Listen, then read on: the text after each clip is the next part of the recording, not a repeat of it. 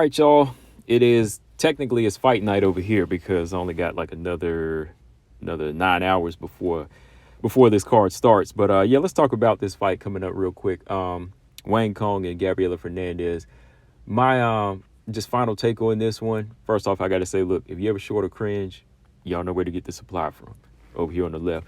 No, I'm just playing. But anyways, man, Wang Cong versus Gabriela Fernandes.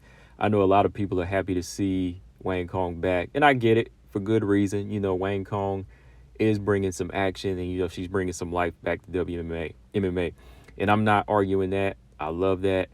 I love that aspect of it. I do want WMMA to get to a point where more and more people are no longer just using their fights as bathroom breaks. Right? I know that's still a long ways away.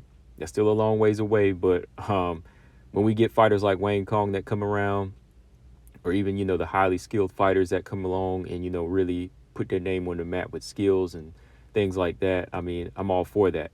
But when we have a fighter like Wang Cong come into the game, who's bringing a little bit of antics, but also scores good knockout, I like that as well, don't get that wrong. But when it comes down to taking the fight game seriously, look, nobody gets a pass from me.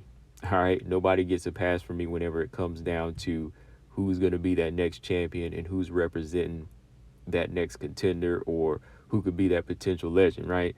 That's a different story. I mean, we can have a star all day, right? We can have stars. That's the difference. We have stars and we have legends, like real legends, right? There's a difference, right? Now, I know when people see Wang Cong, they want that combination of both, like we had with Ronda Rousey, right? They want that combination of both. But I don't think this Saturday morning, I don't think we're going to get that full-on answer yet with this fight. That's really what I want to talk about here. This fight here against Gabriela Fernandes is not going to really answer too many questions, I don't believe. Like, maybe it might answer some questions on how her chin is if Gabriela Fernandes lands big on her. All right, maybe we'll get some questions answered that way. We'll see how she handles adversity as far as like a slugfest, or she gets pulled into that, or if Gabriela Fernandes chooses to take this fight to the ground, which I don't think she does. We'll get some questions answered that way. But as of right now, on paper, what I'm seeing here, I don't think we're going to get like this big answer. Okay, this girl, is she ready for a ranked fighter? This right here, I think, is to help build up her stardom again, which I have no problem with. They seen the last fight. They saw how she did against a fighter that wanted to stand with her but didn't have that skill set to stand with her. Boom, it scores a knockout. Everybody loved it, right? And now we got another fighter in Gabriela Fernandes who is not known as a grappler since she's been in the UFC. Has a few submission wins, but she's not really known as a big grappler. She's been taken down multiple times by Beleda, Jasmine, and lost those fights, right? So she's more so known as a stand-up fighter. So what are we going to do here? We're going to match up Wang Cong against another potential highlight reel-worthy fight here, or highlight reel-worthy win for her, right? So they want to put her in there with a fellow slugger or a fellow fighter that has power. So with that, I think that, yeah, this is just another fight that's going to, kind of put Gabriela Fernandes, put Wang Cong on the map as more of a monster if she's able to land big on Gabriela Fernandes' chin. And again, that's if she does, because like I said, Fernandes wants to stand and fight as well. This girl wants to stand. So with the fight staying on the feet, she has more of a puncher's chance herself to win the fight. She might gas a little bit. She might get wild, but she still has her opportunity to score a knockout too. So we'll see how this thing goes. But yeah, like I said, this is just for Wang Cong, I think, to look good again, because this is a China card. She scored a big knockout last time. So let's get her a style with a fighter that's not going to take her down. All right, let's get her a fighter that's going to want to exchange on the feet.